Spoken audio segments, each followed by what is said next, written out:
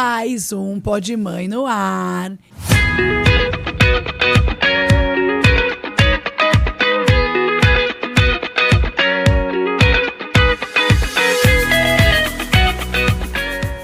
E aí, estão curtindo? Gostaram da logo nova? Pode dar opinião. A gente quer a opinião de vocês. Tá tudo clean. A gente entendeu que tinha que dar uma cara nova para essa quarta temporada. Afinal, quarta temporada, né?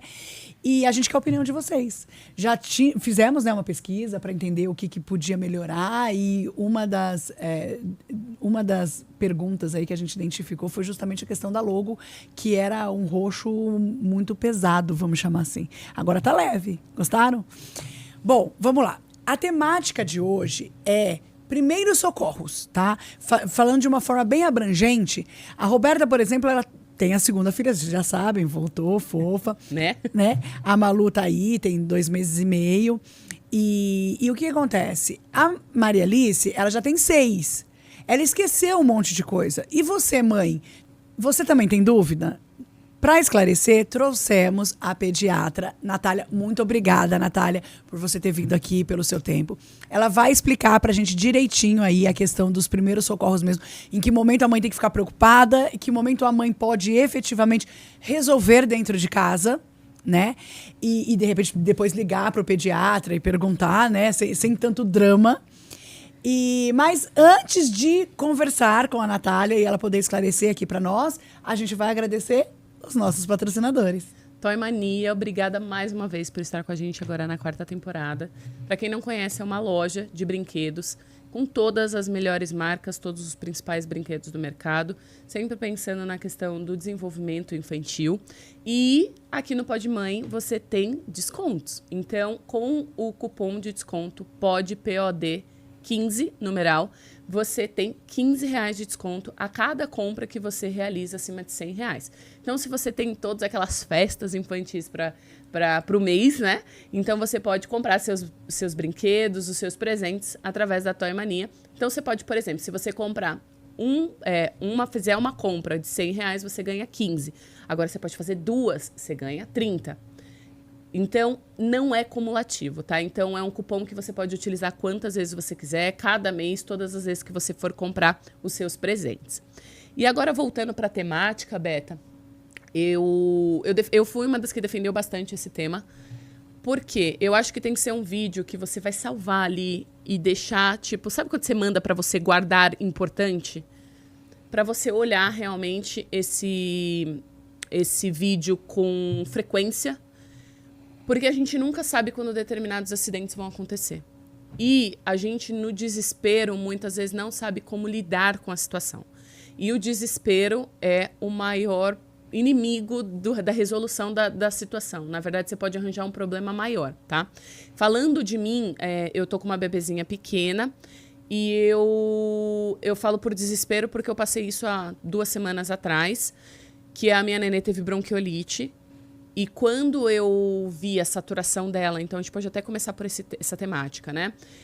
Eu fiquei em casa, eu tento evitar o pronto-socorro, principalmente essa época, ou até um pouco maiorzinho, porque você acaba pegando outros vírus ali no hospital. A minha filha, quando era mais nova, pegou mão, pé e boca no hospital, quando ela foi a um pronto-socorro por causa de uma febre simples. Regular. Né?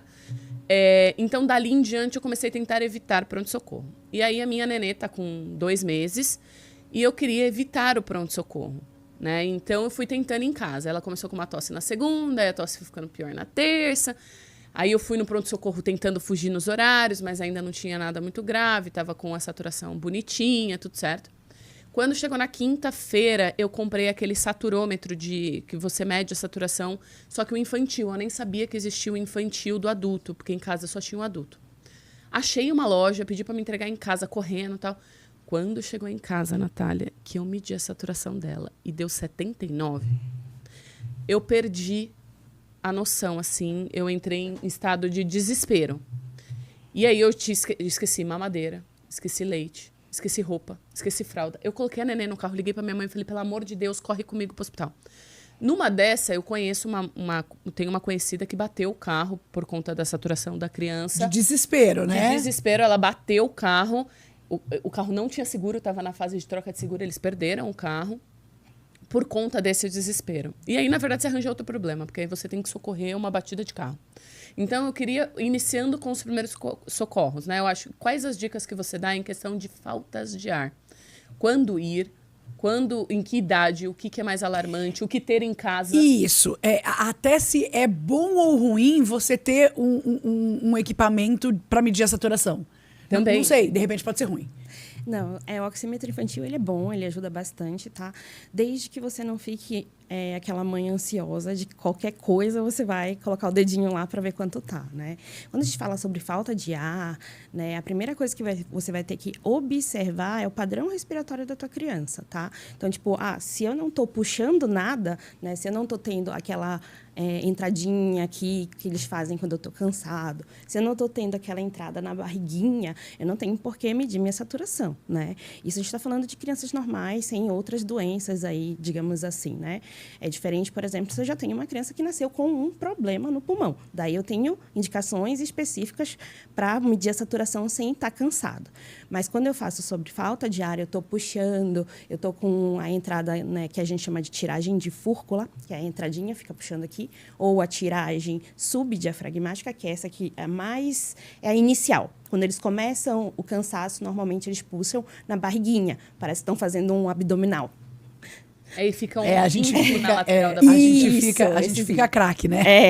Entra na barriguinha. Fica em olhar a barriga da criança. Né? E quando isso começa, você precisa medir saturação. Então, o oxímetro vai te ajudar nisso, né? Daí, quando a gente fala de nível de preocupação sobre a saturação, 90%, né? A gente chegou perto dos 90%. Abaixo de 90% é obrigatório oxigênio, então é obrigatório pronto-socorro, né? Então, acima de 90% vai depender do cansaço, né? 92%, 93%, 94%. Se a criança está puxando, ela precisa ser avaliada por um médico, tá? Agora, acima disso, dá para você ter medidas ali dentro de casa para fazer, né? Então, 92, 93, um cansadinho, eu vou ter tempo de ligar para minha pediatra, eu vou mandar uma mensagem, eu vou lá levantar... Fazer uma inalação, talvez. Isso, eu vou levantar a camisa, né, do meu bebê, vou gravar e falar, doutora, tá assim, o que eu faço, né? Eu faço inalação, se já é um chiador, eu faço meu aerolim, eu entro com outra medicação, né? Isso dá tempo. Agora, se meu bebê tá puxando muito e a minha saturação tá abaixo lá dos seus 92, 90, eu preciso de ir ao pronto-socorro. E aí eu preciso sair desesperada, tipo eu... Não correndo, né? Você vai com calma. Aonde que eu preciso... Porque, assim, pra mim, até 90 eu podia, abaixo de 90 eu tô desesperada. E, assim, a ponto de a neném sem comida, sem nada e, enfim, né? Isso é uma falta de controle, óbvio. Mas a partir do momento que você tem consciência de que, calma... Dá tempo de você chegar a um pronto-socorro. Sim, você vai procurar o pronto-socorro mais próximo, tá? Da tua casa. Também não adianta cruzar a cidade. Ainda mais a gente que mora em São Paulo, né? Sim. Pega trânsito e é pior. Não dá. Mas aí você vai procurar o mais adequado ali, mais próximo da tua casa. Mas não precisa sair correndo desesperada. Dá para montar a tua... mochilinha da criança, né? Precisa trocar fralda, né? Precisa dar comida, tudo, né? E tal. E daí com calma, né? Eu acho que quando a gente fala sobre essas intercorrências mais, né? Esses apertos que a gente passa como mãe, e eu também me incluo que quando a gente vira mãe, a gente fica meio louca também. Já pedi ajuda dos colegas médicos também, porque a gente confunde um pouco. Mas os apertos, a gente tem que sempre lembrar de manter a calma, né? É o mais... importante, porque às vezes a gente atropela um pouco, né? Então, a primeira coisa que você tem que pensar, às vezes, é em pedir ajuda. Pode ser do teu marido. Tô achando que ela tá cansada, né? Olha aqui junto comigo, então arruma as coisas, vamos lá pronto-socorro, ou, né, da avó, quem estiver por perto. 2 pessoas em conjunto é sempre bom para fazer a parte de primeiro socorro. Um vai pegar a medicação, o outro vai pegar a inalação, ajuda, né? A inalação em casa, ela não vai ajudar tanto na parte da oxigenação, tá? Por quê? Porque ela não tem oxigênio, né? Ela é feita com ar comprimido lá do aparelhinho de inalação. Então, ela não vai subir tanto a tua saturação, né? O nível de oxigênio. E falando de saturação normal, né? Para ter uma ideia. Então, normalmente, a gente satura em torno de 94% a 96%. Eu, você, né? Então, a gente satura isso. Né? Abaixo disso, a gente pode saturar no sono. Normalmente, a gente dorme e cai um pouquinho. 93%, né? Até um 92% é bem tolerável ali.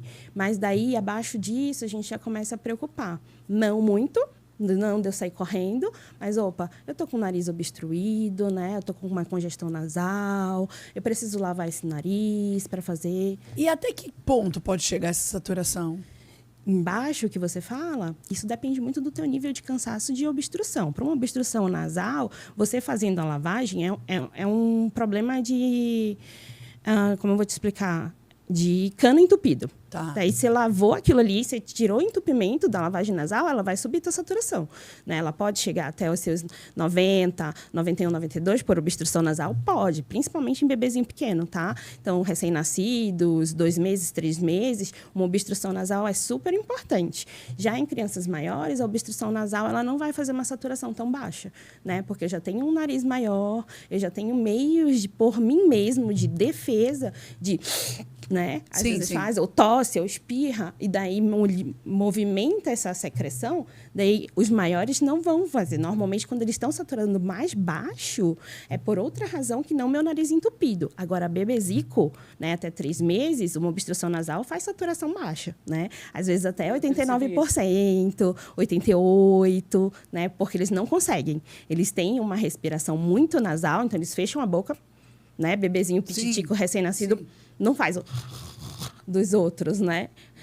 E aí eles fecham a boca, eles respiram mais pelo nariz. E se meu nariz está obstruído, minha saturação cai. Nossa, minha filha chegou em 69. Mas daí ela tem um desconforto muito importante. E aí ela, além de ter obstrução nasal, ela vai ter outras áreas afetadas, entendeu? Daí a gente entra, por exemplo, na bronquiolite. Eu não tenho só obstrução nasal e eu não tenho só secreção. Daí eu vou ter... mesmo, né? Eu tenho acometimento da via aérea quase toda. Até os caninhos pequenininhos estão inflamados, né? Estão contraídos, que é uma das formas do nosso corpo tentar se defender, é fazer a contração. Então, tem um cano de ovo maltine que virou um canudinho pequenininho, entendeu? Entendi. Então, eles estão assim, estão inchados por dentro, que é a inflamação, e a cereja do bolo é o muco, é o catarro que a gente produz para tentar matar o vírus. Então, imagina, né? Tá tudo... Um caos ali.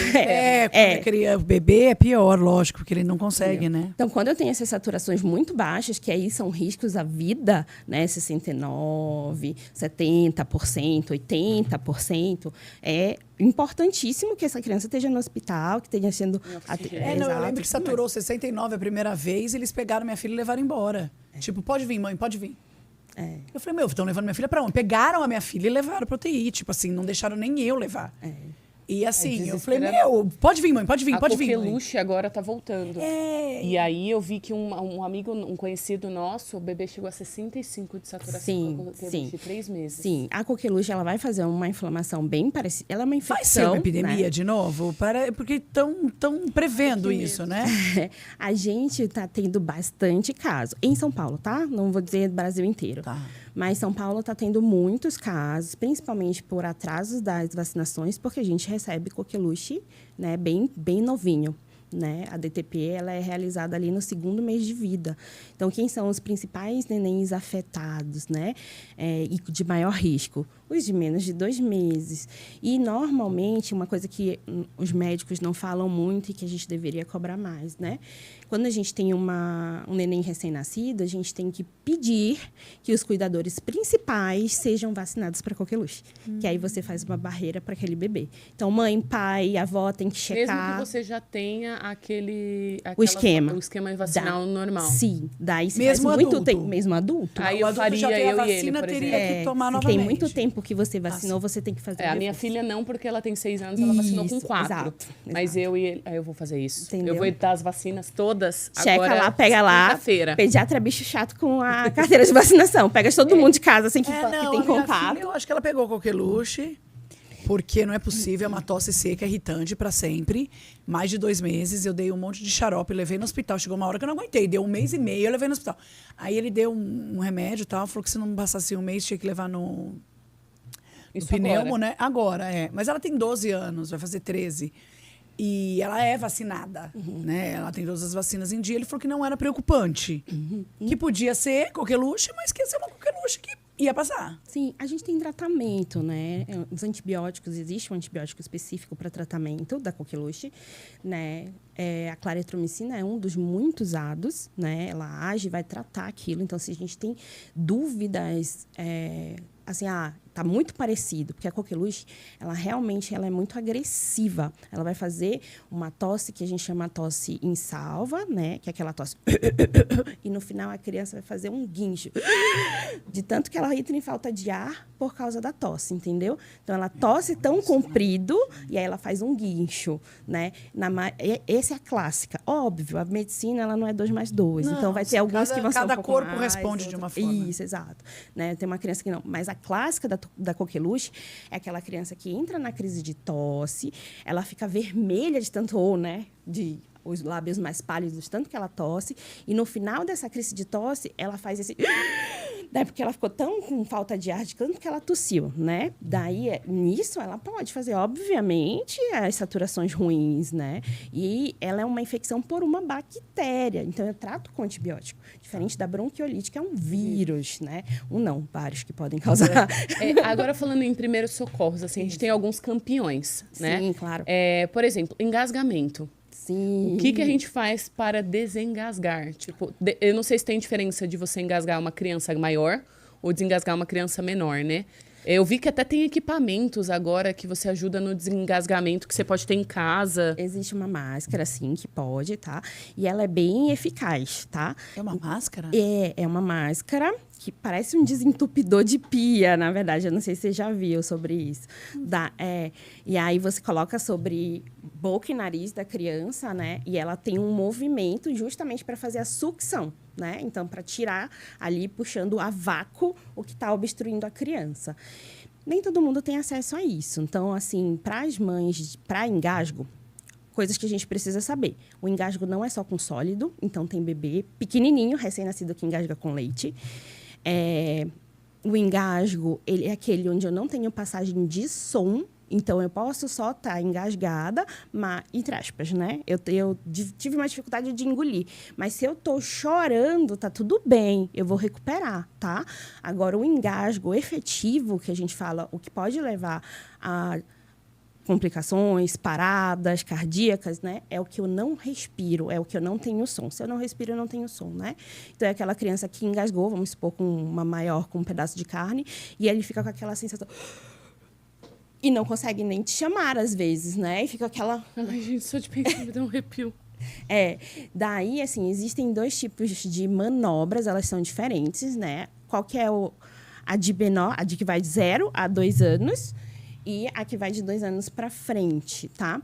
Daí vai mudar só quando chegar na fase adulta, né? Ou adolescente já considerado. Até 2 anos, quando você vai virar o bebê, né? De barriguinha para baixo, no seu antebraço. Daí você vai fazer aqui um Vzinho nessa região dele. Gente, assiste pelo YouTube. Se você quiser fazer para essa câmera. Tá bom. Então, você vai segurar ele assim, ó. Lembrando de deixar a boquinha aberta, tá? Daí, você vai imaginar na costa do bebê, onde a gente tem as escápulas. Eu costumo falar para as mães assim... Pensa que teu bebê tem asas. No meio dessas asas, né? Onde você vai ter ali, no meio da coxinha, você vai usar essa região da mão, que é durinha, e você vai fazer batidas dali, entendeu? Bem no meio das costas. Isso, das asas mesmo. Das asas mesmo, tá?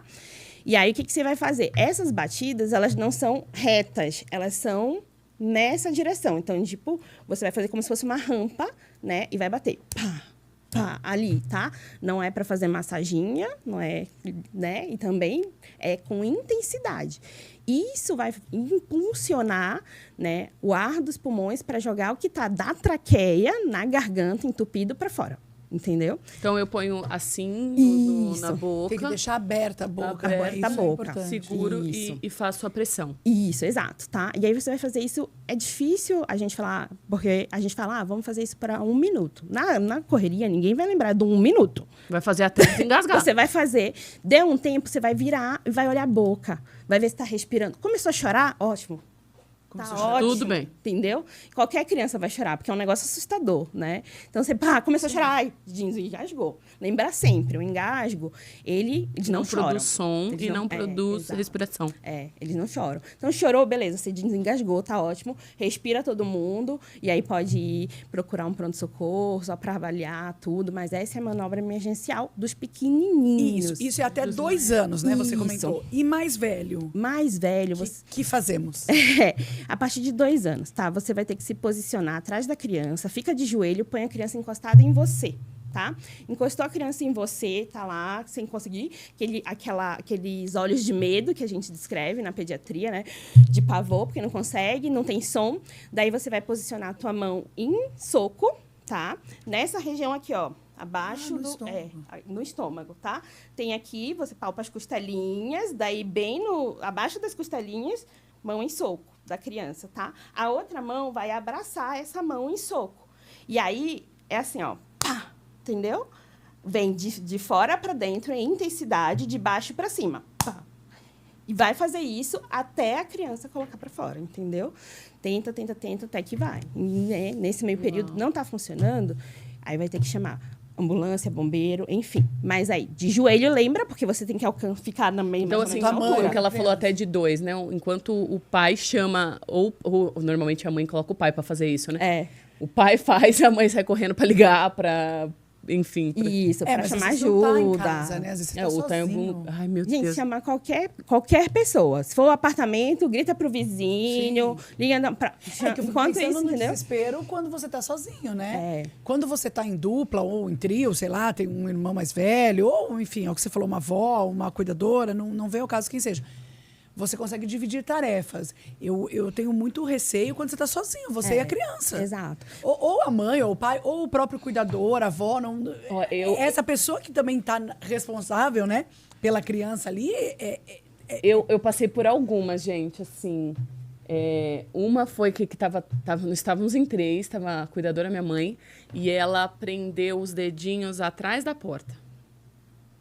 E, menina, não saía. Não saía Da Maria Alice. Da Maria Alice. Não tá. saía de trás da porta. E eu só falava, gente, todo mundo gritando, que os dedinhos foram ficando roxos. Sim. Eu só falei assim, gente, pensa, a gente precisa pensar. Aí nisso, na hora, minha mãe falou assim, pensar, pegou uma como é que chama? Uma ferramenta e puxou a porta, porque assim, se eu trazia para um lado a porta, esmagava mais, se eu trazia para o outro, esmagava mais, e foi ficando tudo roxo. Aí minha mãe pegou uma ferramenta e conseguiu Fez uma fazer uma alavanca alavanca para abrir a porta. Sim. E aí ela conseguiu tirar os dedinhos. Sim, tá certinho. Esses traumas fraturantes é difícil porque vão ser mecanismos diferentes. Então, a gente não consegue prever do que vai acontecer. depende da ocasião. Depende do que você prendeu, onde você prendeu, enfim, essas coisas todas. Mas a maioria das vezes é isso, é tentar fazer uma alavanca para livrar aquele dedo dali, né? Para livrar aquele braço. Então, eu prendi o braço, enfim, na grade, né? Dali. Porque se demorar muito tempo, você pode efetivamente perder, porque ele vai perder a circulação ou não, dá tempo de pensar. Porque eu acho que o grande coisa, a mãe já começa a pensar assim, meu Deus, ela vai perder o dedo, ela vai perder o dedo, e aí aquilo toma conta do seu sistema nervoso, e aí você já não pensa, porque você acha que aquilo é imediato, eu não tenho tempo de fazer tal coisa para voltar. Como é o caso do afogamento, que a gente pode fazer... Porque o afogamento a gente não tem muito tempo, né? O afogamento é uma coisa muito rápida. Com relação a prender dedos, prender membros ali, não é uma coisa tão imediata a perda, tá? Você consegue reparar. Então, você vai ter tempo ali, né? Não é, eu passei 5 minutos com o negócio ali preso que eu vou perder meu braço, que eu vou perder meu dedo ali, né? Isso eu tô falando em coisas mais leves. Óbvio que se, tipo, passar um carro em cima do meu dedo é diferente, né? Mas esses de prender... você tem um tempo, então dá tempo. O que eu acho que mais incomoda é a dor dali, né? Então, você vai ter tempo de ligar para o bombeiro, porque dependendo do que você tiver preso, eu prendi meu braço na grade do quintal, né? Às vezes você não consegue com o que você tem em casa, você vai precisar da ferramenta, e aí quem vai te trazer isso é o bombeiro, na maioria das vezes, né? Mas você vai ter tempo de fazer isso, né? Se você tem alguma coisa que é mais simples, tipo a porta, aí você pode meio que pegar uma ferramenta, ver alguma coisa em casa que consiga, né, fazer uma alavanca ali para tirar. né? Mas isso você tem tempo. Você não vai perder teu membro por causa do tempo que você perdeu 1 minutinho ligando ou alguma coisa assim, entendeu? Tem tempo para fazer. Agora, o afogamento não, né? O afogamento, a partir de 3 minutos, a gente começa a ter lesão cerebral. Então... Você jura? 3 minutos? 3 minutos. Tipo, é 60 segundos vezes 3. É. E eu sou tão paranoica com isso, Natália, que esses negócios desses vídeos que saiu de criança mergulhar e ficar preso o cabelo, Sim, principalmente menina, sim. de ficar preso o cabelo No ralo de piscina, no ralo né? de piscina, ou de ficar preso nas próprias, como que chama, nas escadinhas. Teve caso também de ficar preso nas escadinhas. Sim. Eu juro pra você que toda vez agora que ela entra na piscina, eu vejo se eu tenho faca por perto. Eu tento trazer alguma coisa do gênero, porque assim, o meu pânico... Eu vi que teve um pai que arrancou o couro cabeludo Sim, da menina. Sim. Aí ele puxou tão forte, arrancou todo o couro pra conseguir soltar ela do ralo. O que a gente fala sobre isso, a melhor forma de você prevenir, porque os acidentes, em grande maioria, são preveníveis, né? Então, a melhor forma de você prevenir é cabelo preso. Então, eu falo pra ela, Maria, só prende. Aí eu vou lá foi e ela pra tá piscina, solta. prende cabelo. A gente vai muito à Faz uma piscina trança. pública, Enfim, hotel, esse tipo de coisa. E assim, você não tem como ter controle de como é que tá.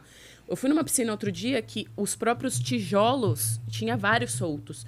E quando ele tá solto, o que acontece? Fica uma farta embaixo, que assim, pra você passar ali e o cabelo ficar preso é facinho. Sim. Né? Então eu falo pra ela, Maria, prende, põe toquinha. Aí quando eu vejo, ela tá soltando o cabelo.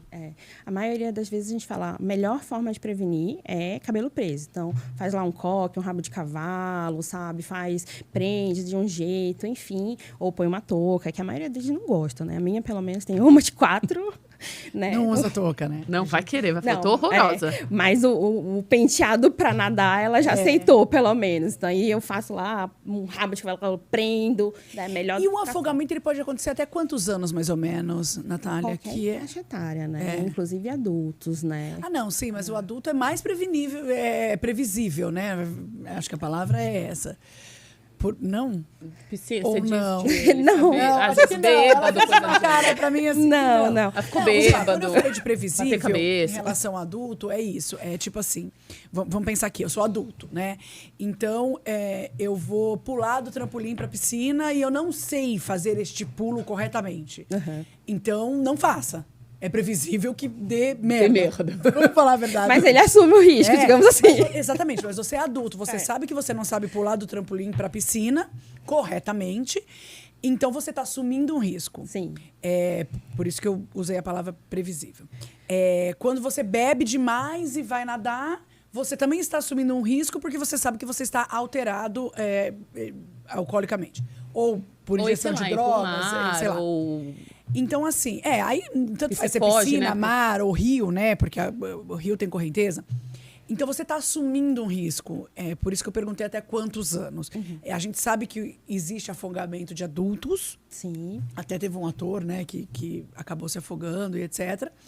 Mas eu acho que eles são mais... Você consegue evitá-los, né? Com uma sabedoria, vamos dizer assim.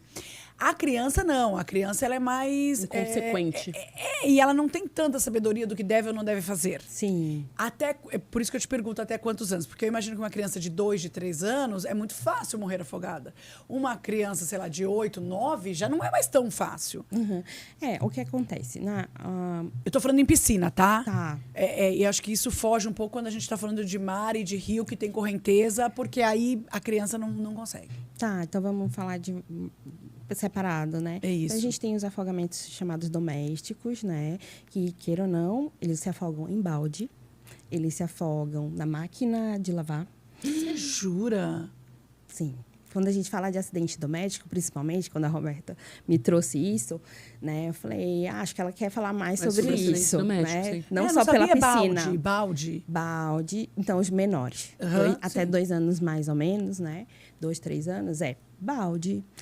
É aquela piscininha que você pôs na varanda. Aquela de plástico, né? Que não parece não ser grave. A minha exato. irmã caiu. Na varanda.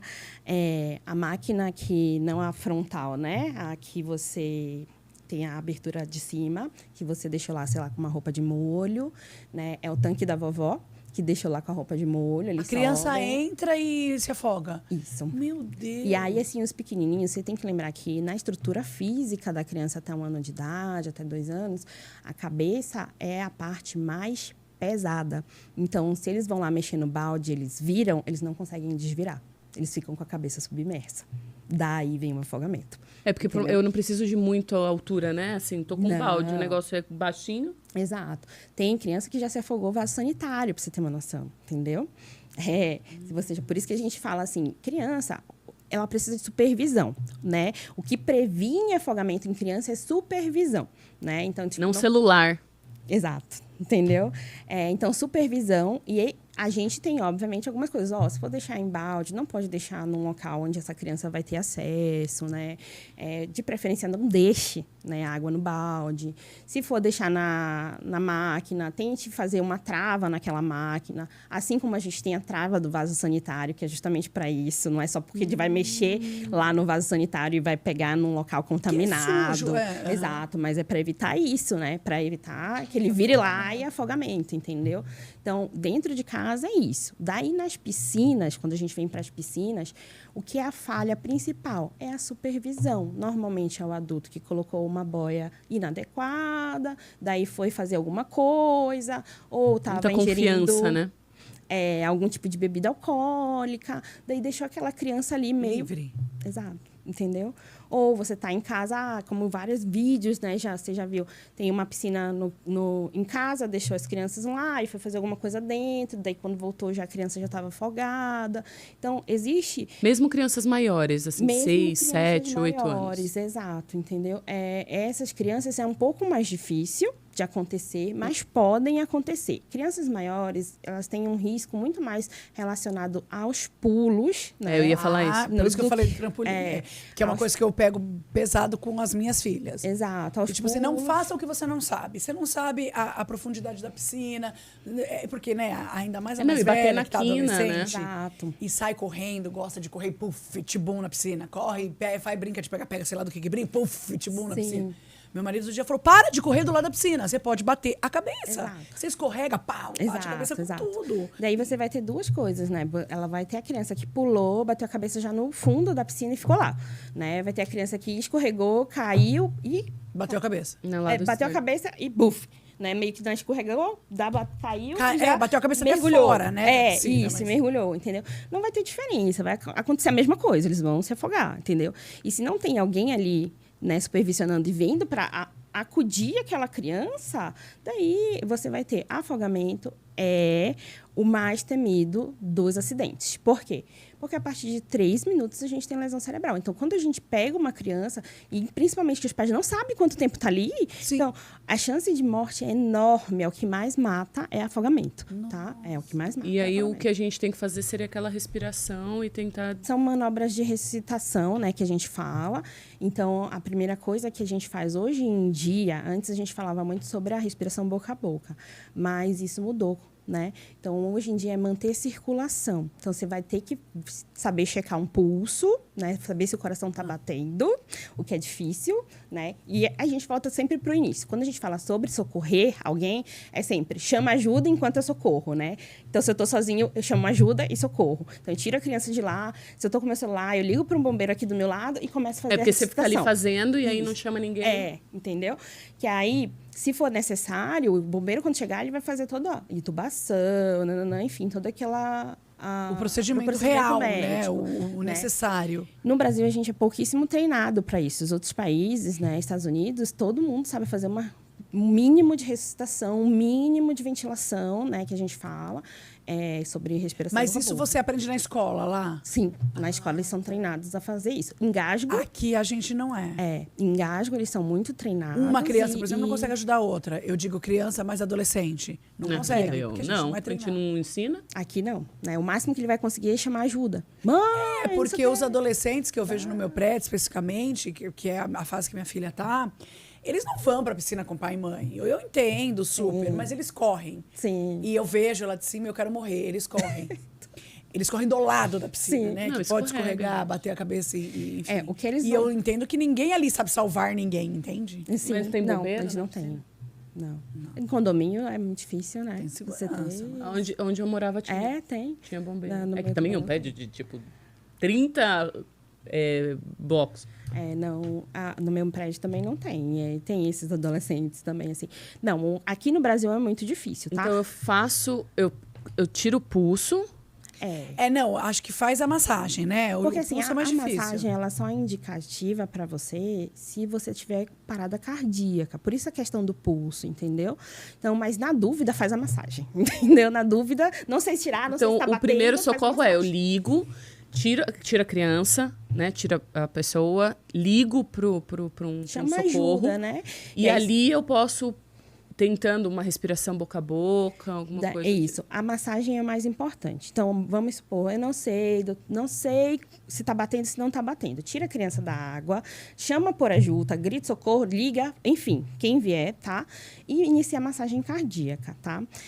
Massagem cardíaca básica, né? E como que a gente faz? Você vai juntar as suas mãos. Pode ficar em pé? Pode, claro.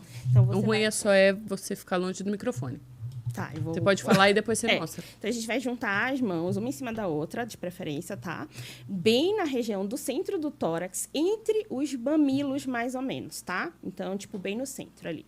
Espalmadas, uma em cima da outra, tá bom? Esticar braços sempre esticados. Não pode fazer aquela massagem assim, ó. Parece que eu tô voando, tá? Então, os braços são esticados, sempre. E você vai jogar o teu peso do corpo em cima da pessoa. Então, você vai fazer isso, entendeu?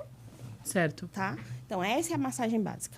Daí, você vai fazer isso e até eu vir em ajuda e tudo mais. Posso tentar fazer respiração boca a boca? Até posso, né? A gente, hoje em dia, quando a gente fala sobre respiração boca a boca, a gente tem que ter um pouco de cuidado porque a gente tem contato com a secreção do outro. Então, tipo, se você vai socorrer alguém que você nem conhece, você tem risco de pegar doenças, entendeu? Então, normalmente, a gente evita um pouco essa parte se você não tem o dispositivo adequado. Existe um dispositivo para fazer isso que deveríamos ter todos, em todos os prédios, enfim, né? Na maioria onde o bombeiro tem, onde eu tenho um clube, onde eu tenho isso, né? O metrô de São Paulo tem isso, né? Então, a gente não faz diretamente uma massagem boca a boca. Mas, no desespero, é meu filho, óbvio que eu vou fazer, né? Então... Nossa, bem... Ai, Natália, acabou tudo. A gente até tinha colocado... se você quiser trazer pelo menos mais um caso que você acha que é meio que recordista... importante, A gente tinha comentado, se não me engano, os cortes grandes, né? Um corte grande... E febre a gente até falou no passado, né? Assim, de a gente vir com febres muito altas, né? E...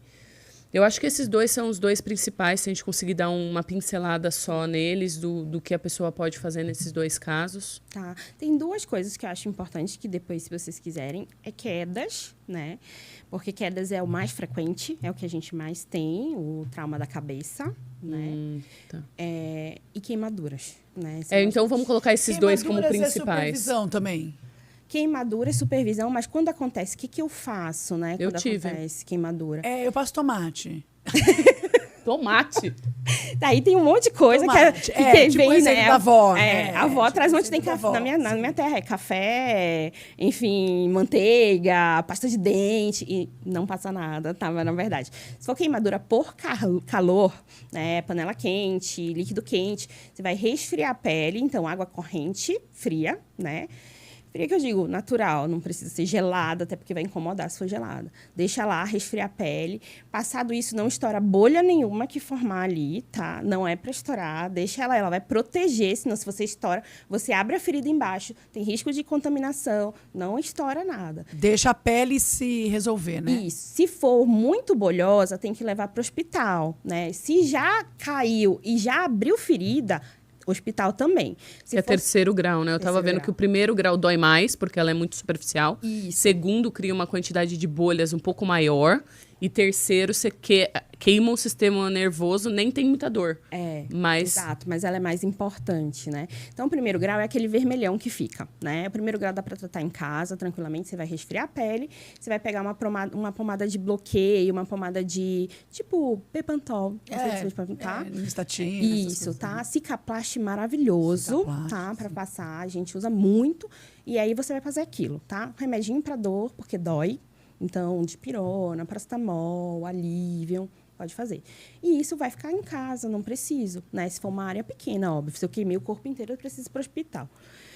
Agora, eu tenho bolhas. Se forem poucas bolhas, não precisa sair correndo, vai fazer resfriamento, vai passar tua pomada e vai falar com o teu pediatra. Daí, aí decide o que vai fazer. Tá.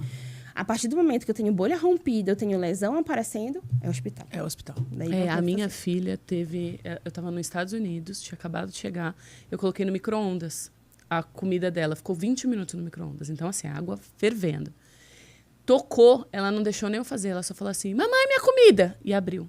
Que abriu, caiu na barriga inteira. Na hora. Foi... Com certeza foi terceiro. Não teve nenhuma bolha. Já ficou em carne viva inteira. É, E eu não sabia nem onde era o hospital, não tinha carro, não tinha nada. Aí eu liguei para as telemedicinas. sim. E aí a menina da telemedicina foi falando, olha, é terceiro, você precisa reparar na respiração, porque senão você precisa ir para o hospital, você precisa reparar nisso para ir para o hospital, você não pode pôr roupa. Tava no invernão nos Estados Unidos. Eu tive que ficar 4, 5 dias dentro de casa sem sair do hotel. Com ela dentro de casa, para dormir sem roupa, sem nada. E aí foi curando e eu consegui tratar com a telemedicina porque eu não tinha um hospital perto. Ela falou, olha, se você tiver esses riscos, você vai ter que achar o hospital. E aí, a minha dica que eu falo, se você vai viajar para fora, você tá, principalmente com criança, eu já fui 2 vezes. Uma vez a minha filha tirou o braço do lugar. E aí você tem que fazer a manobra de Sim, voltar o braço pro lugar. Chegou no local, olha onde é o hospital. Assim, por curiosidade, e liga no seu seguro. Porque cada seguro funciona de uma forma diferente de como acioná-lo. Então, pelo menos faça isso, porque no desespero, esse processo é muito longo. Porque muito aí longo. você já sabe, né? Você já tá pronto. Essa do braço mesmo, ela gritava de dor. E até eu ligar, achar qual era o hospital que eu me indicar, qual o hospital mais perto, etc., eu perdi, assim, foram 3 horas dela gritando. Pra eu conseguir ir até o hospital pôr o braço no lugar. E aí a queda final, assim, pra gente fechar com chave de ouro. A queda, vou ser bem direta, tá? Então, a gente vai dividir a queda basicamente.